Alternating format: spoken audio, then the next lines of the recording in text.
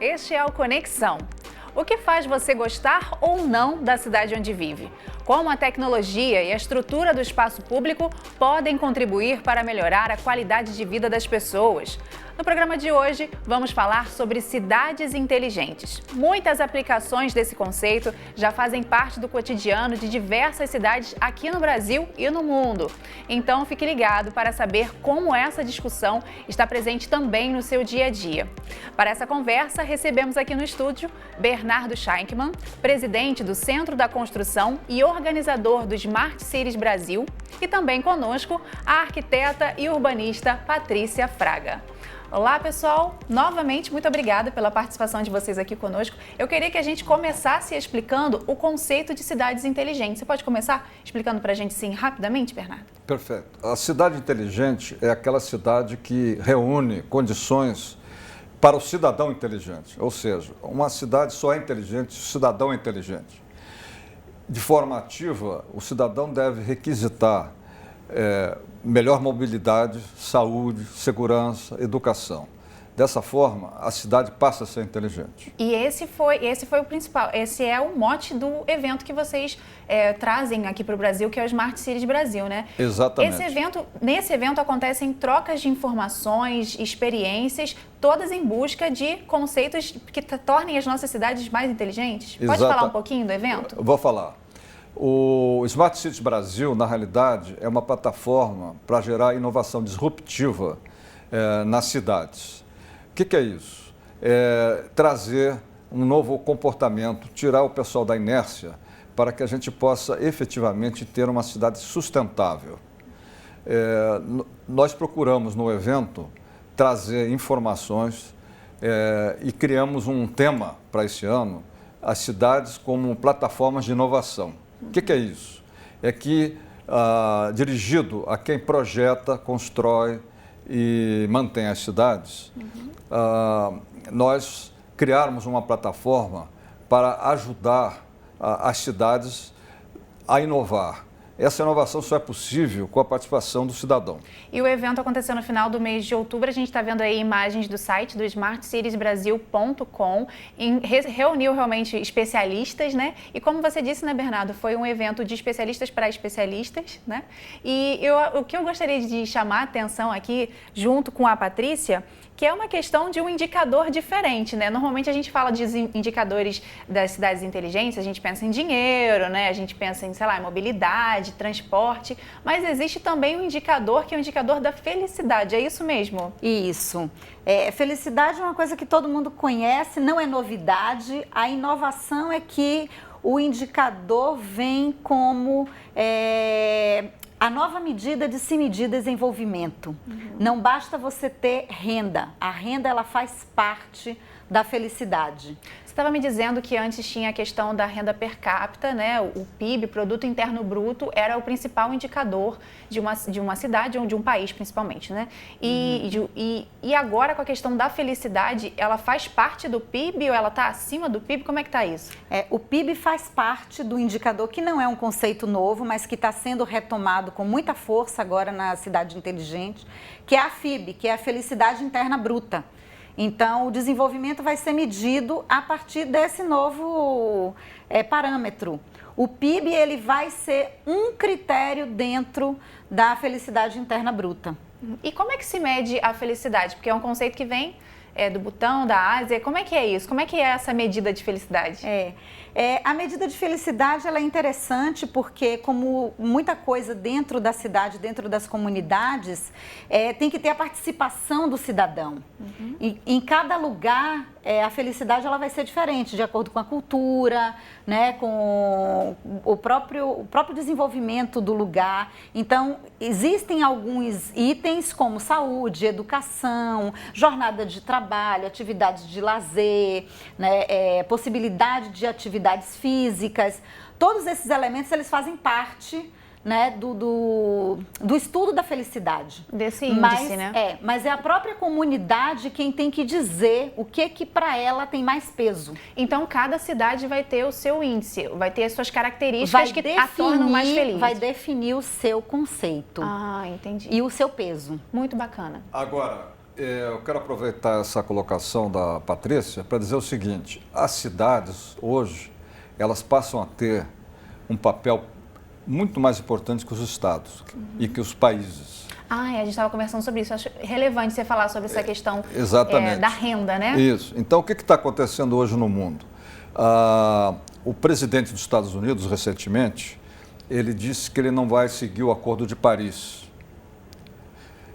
Os prefeitos dos Estados Unidos reuniram há 3 meses atrás, em Miami Beach, e foram para um salão, 350 prefeitos das maiores cidades americanas, e colocaram uma faixa assim, dizendo assim: chega de Washington. O que quer dizer isso? É que eles não estão mais seguindo as instruções de Washington, do governo federal, né? Há um distanciamento.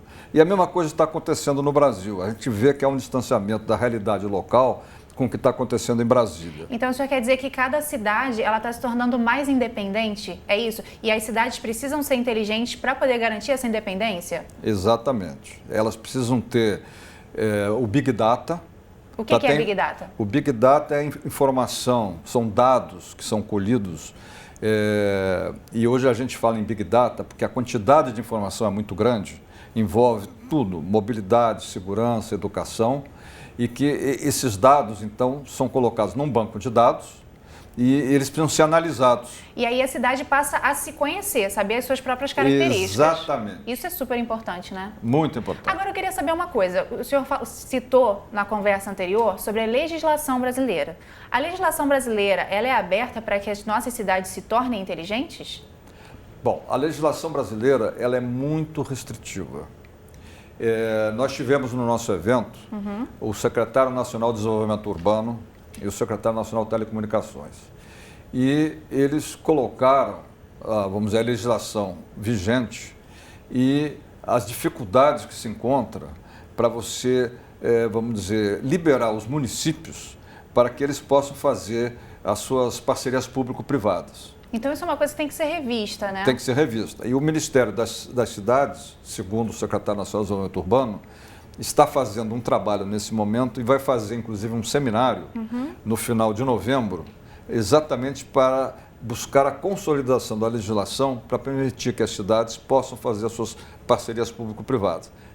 Tá ótimo. Olha só, a gente vai falar um pouco mais desse conceito de cidades inteligentes, mas é legal a gente ir passando pelas coisas que fazem parte, né? Pelos pontos que fazem parte. Agora nós vamos chamar uma colega de vocês, chamar para a nossa conversa a Beatriz Luz, que vai falar para a gente sobre um conceito que afeta as rotinas de produções nas cidades. Beatriz, olá, muito obrigada pela sua participação. A Beatriz é fundadora da Exchange for Change Brasil.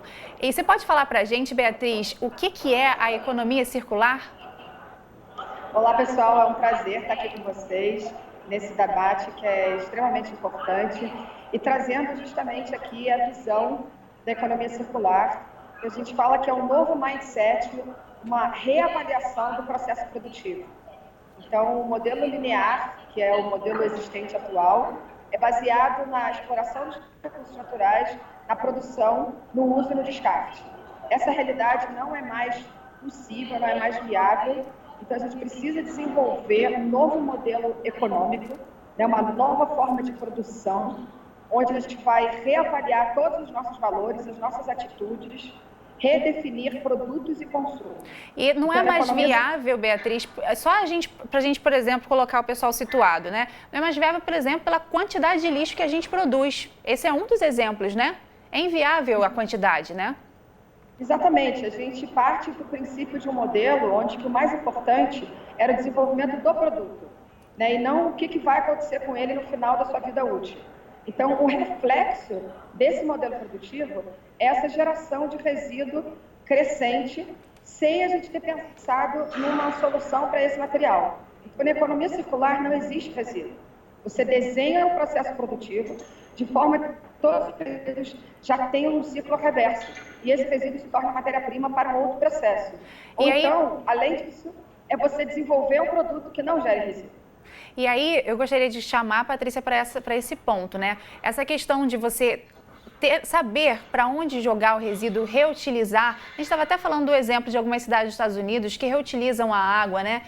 Como é que é essa realidade hoje no Brasil? A gente tem esse pensamento ou é algo que a gente precisa trabalhar muito para ter ainda?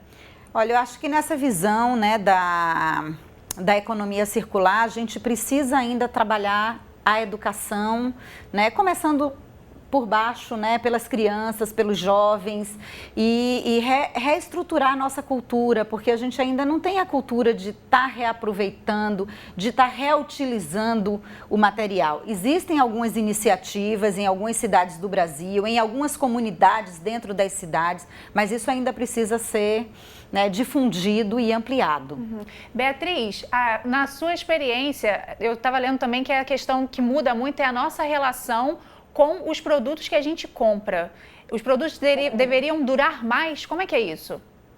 Exatamente. Um pouco do ponto que a Patrícia colocou, né, é uma questão de você olhar para essa reutilização não como um produto secundário ou de valor mais baixo, mas é olhar como se fosse um segundo mercado.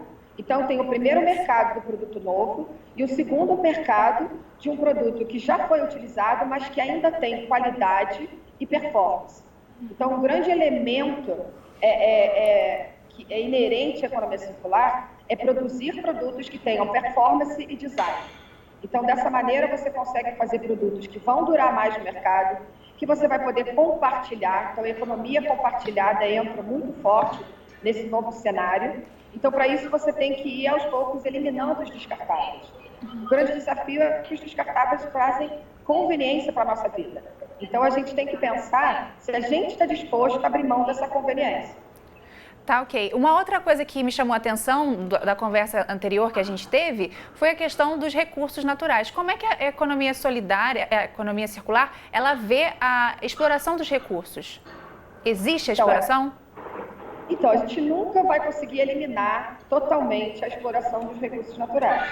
Mas a economia circular, ela cresce desconectada à exploração dos recursos naturais. Essa é a grande diferença. Então, é uma economia mais restauradora, baseada em produtos mais duráveis, no compartilhamento, né, na remanufatura. Então, existe um estudo da Inglaterra que fala que, por exemplo, 48% dos celulares comprados substituem celulares ainda funcionais. Então, o que significa isso? Significa que a gente tem uma quantidade de produtos que ainda estão funcionando bem e que poderiam ser revendidos para esse segundo mercado. Um mercado que não demanda produtos de primeira linha. Então, é segunda linha, mas que ainda está funcional. Então, isso você faz, é uma otimização desses recursos. Então, basicamente, não é parar de produzir ou produzir mais com menos. É produzir e consumir de maneira diferente. Então, a transição para a economia circular vem dessa consciência de que esse novo modelo produtivo, o modelo mais restaurador, vai trazer ganhos econômicos, ambientais e sociais. E Beatriz, isso que você está falando sobre esse exemplo do celular, eu acho que fala muito de uma mudança de mentalidade, né? E é o que a gente estava conversando anteriormente, né, Bernardo? Exato. Essa questão de mudar a mentalidade do primeiro, né? Do cidadão primeiro, né? Exatamente. O cidadão é o núcleo, é a peça mais importante de uma cidade, né? A cidade só existe em função dos cidadãos. Então, nós precisamos efetivamente um processo de educação para dar empoderamento ao cidadão, para que ele saiba os seus direitos e os seus deveres, porque não existe só dever ou só direito. E a partir desse momento, a gente pode estruturar toda uma política de inovação, empreendedorismo, para que o próprio cidadão, junto da sua comunidade, possa gerar uma cidade melhor. E Beatriz, para terminar, eu queria perguntar para você uma questão relacionada aos novos modelos de negócios que essa economia sugere. Como que seriam esses modelos de negócios?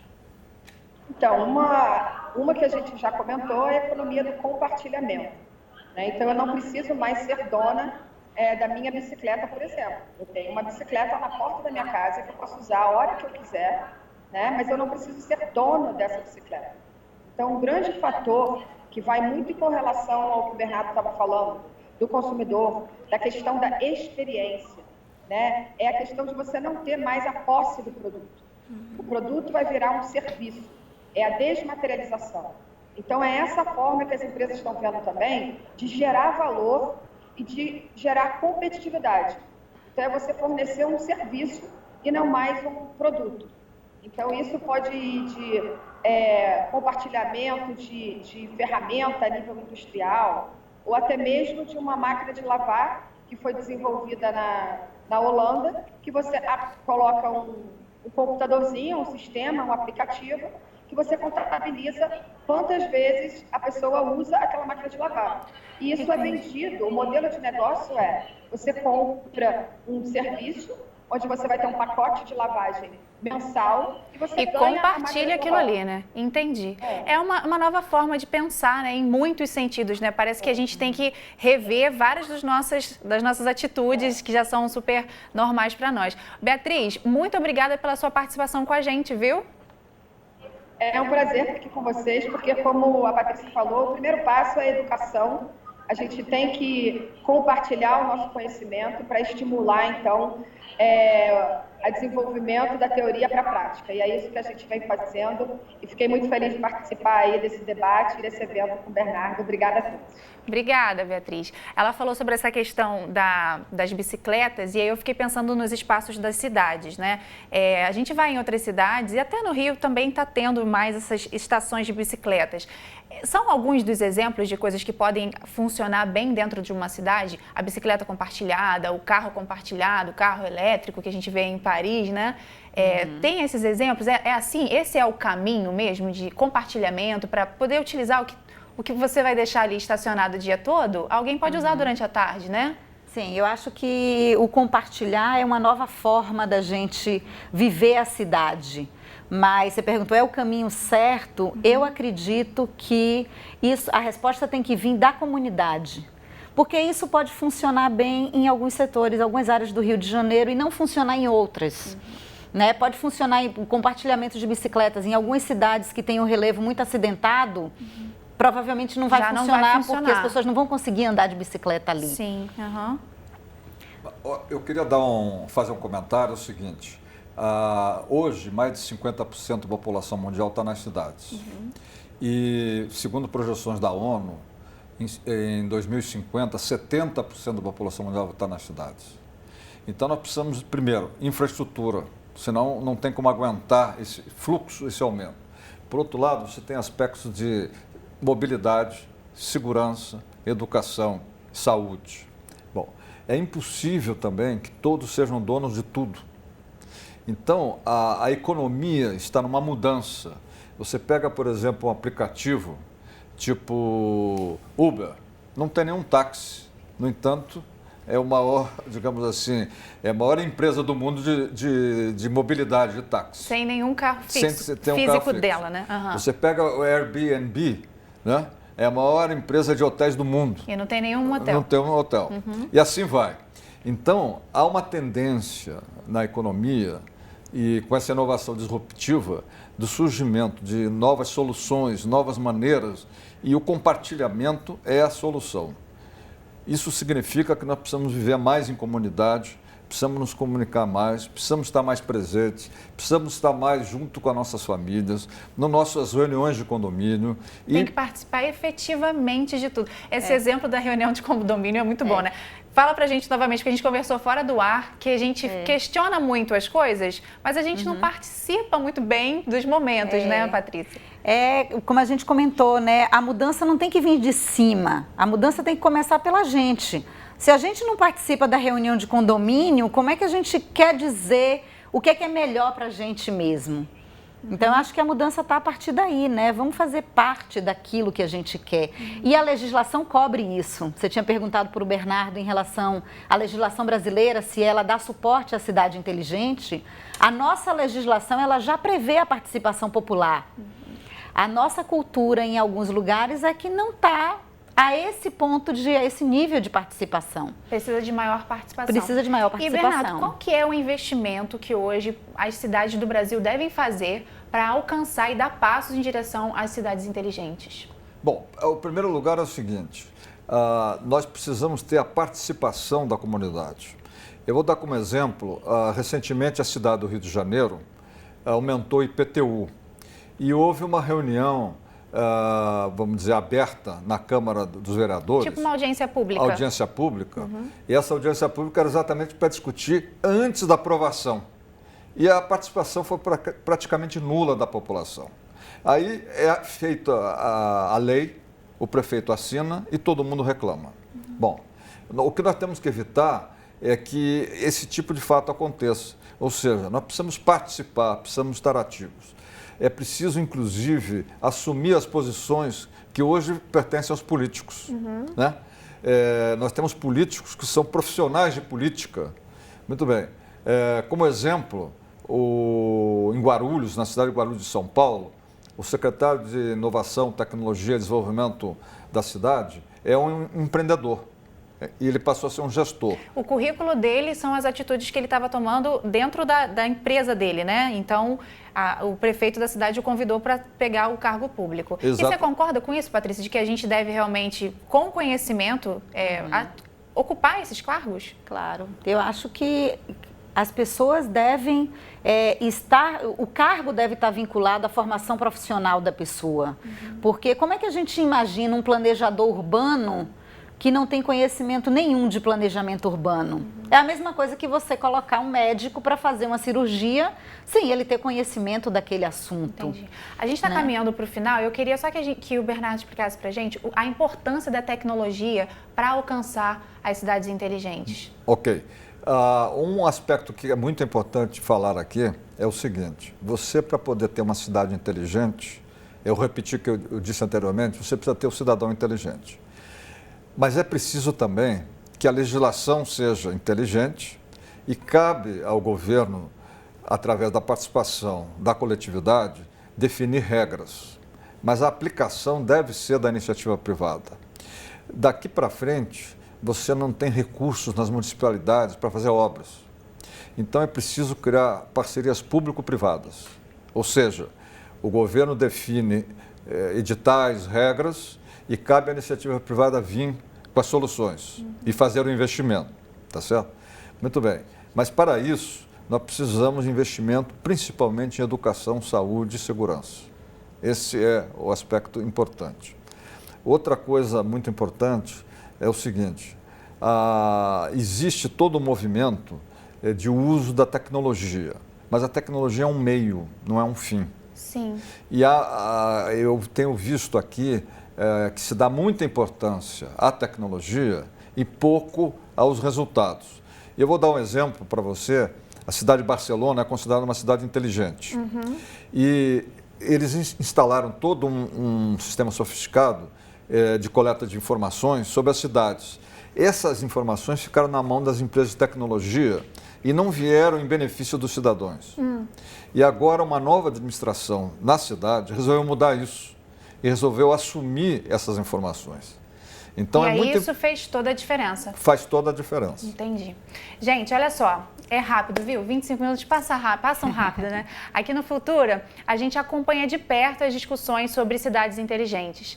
De segunda a quinta, nas telas do Futura, às 10h15 da noite, ou no Futura Play, você encontra a temporada do programa Entrevista, com a apresentação do Ronaldo Lemos, que recebe diversos convidados para debater o futuro das cidades. Não perca, viu? É uma ótima oportunidade. Eu agradeço muito a participação de vocês. O Conexão fica por aqui. Se você quiser acessar o Futura Play para rever esta ou outras entrevistas, você é nosso convidado, viu?